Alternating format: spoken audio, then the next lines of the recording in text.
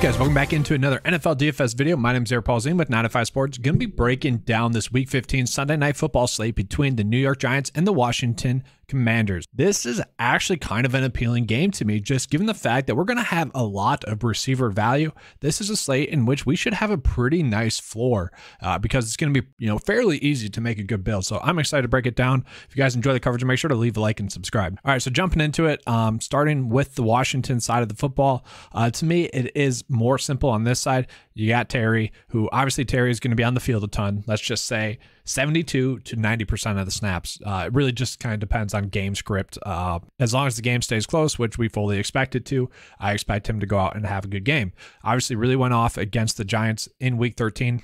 These teams did just meet in their previous game, which is kind of weird.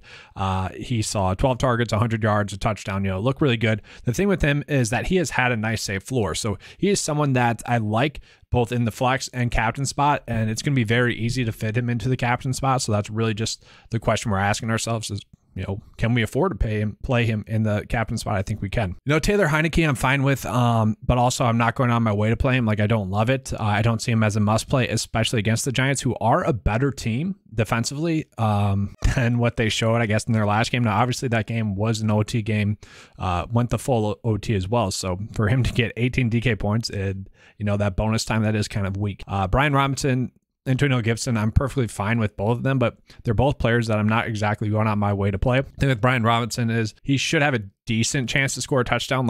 He is kind of the guy that's getting the most carries, so I don't mind him, but Antonio Gibson at the same front is going to have a nice floor because of the usage that he gets in the passing game. So these three right here are all just kind of shoulder shrug plays where if you end up on them, you're fine with it. You're not exactly going out of your way to play them.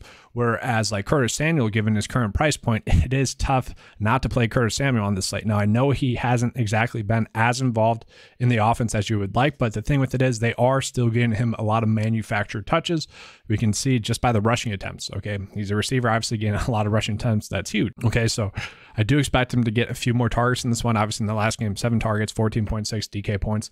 Now he is not as much of a lock and load play as a different player. Jahan Dotson is just kind of a standout play. He has been playing a lot of snaps, 66, 61, and 79% of the snaps over the last 3 weeks. And obviously this game against Philadelphia, coming back from an injury, didn't play that much snaps. But since he's been healthy, we have seen his snaps go up each game. Obviously 79% of the snaps last week. That's huge.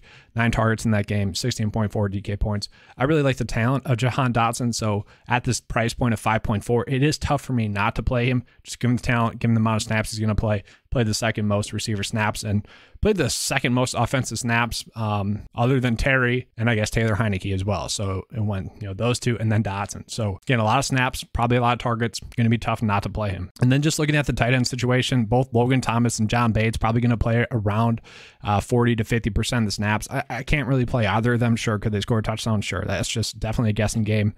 Joey Sly, been a productive kicker because the offense isn't elite. They can get down the field, but he is someone that I do see scoring about 7 DK points. So certainly someone you guys could play in this game. And then the Commanders, should be able to get a few sacks, should be able to get 5 DK points. Once again, this is a game in which should be a higher floor game for your builds just because everyone's kind of cheap and everyone should be able to produce at least somewhat. And then getting into the Giants side of the football, I actually kind of like the receiver situation we got going on there.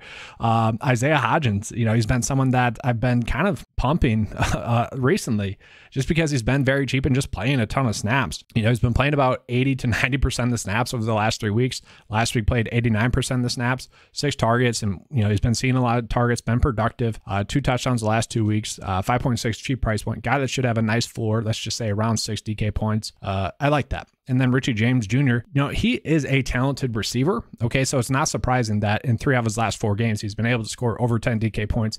And last week, we finally saw his snaps get up to, last week we finally saw his snaps get up to 91% of the snaps, which is huge. So if we can get him playing about 90% of the snaps at this price tag, I like that a lot. And then Darius Slayton, you can play. Darius Slayton has been much more of a big play dependent play. He has been extremely lucky in terms of production, where it's kind of just these weird kind of, I don't want to say fluke plays, but he's made the plays, but you don't expect him to continually make these elite plays. And he played about 83% of the snaps in the previous week, but he is also someone that should have a decently good floor. You know, not someone that's an elite play, but also not someone you're afraid of. So we can already see like the lineup process is coming together naturally. Now, talking about Saquon Barkley, only played about 33% of the snaps. I would say he's going to be good to go in this game, but that is definitely a guessing game. Like, you don't know that for sure. It is going to be easy to fit him into your builds if you choose to go that route. It is tough to play him. Like, he is going to be involved in the game plan. And obviously that game became a blowout pretty quickly. Didn't need to give him a lot of snaps. It's just tough to say that he is like a great play tonight, but he should still be a good play. I do expect him to get like still around 70% of the snaps if the game stays close, which obviously we had expected to stay close. You know, 2 weeks ago against Washington, he had 19.1 DK points. So firmly someone I do want to play. And then just talking about too, Gary Brightwell has looked good, just kind of talking it out. Like if something were to happen to Saquon, I think he could be a sneaky good play. You know, obviously not something you're going out of your way to play, but kind of like, I guess, the first game of yesterday where Jonathan Taylor got injured on the first snap and then Deion Jackson was the play. Like, it's a play that you would make to get extremely lucky. Like, it's not a logical play. It's a play that you would make to really just get extremely lucky.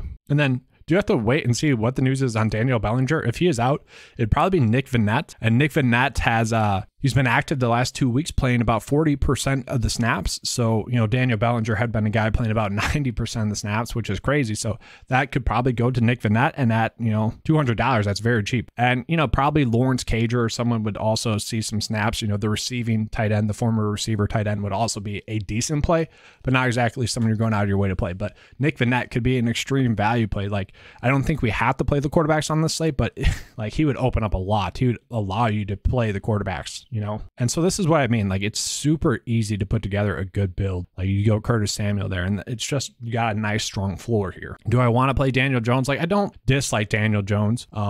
And if I'm choosing between the two quarterbacks, I'd rather play Daniel Jones. So once again, he is someone you could easily fit into a build. And then the kicker and defense thing, it's kind of the same for both sides. Like, sure, if you end up on him, you end up on him. I'm fine with that. So like, this is my point of it being really easy to make a good build. Like, you could put Brian Robinson in there if you wanted to. Could go Darius Slayton's the captain spot, like well playing Nick Vannett. You're still getting most likely the top 3 scores, and then you're trying to guess to get lucky.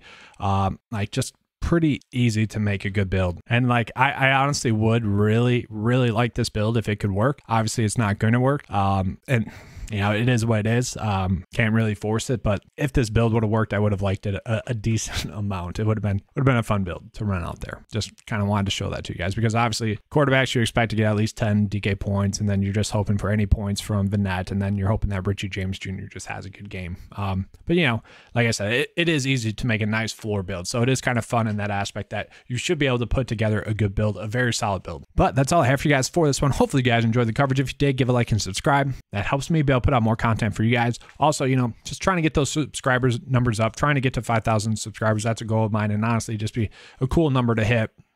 Just rewarding to me personally. So let's have a good slate, guys, and as always, let's keep cashing.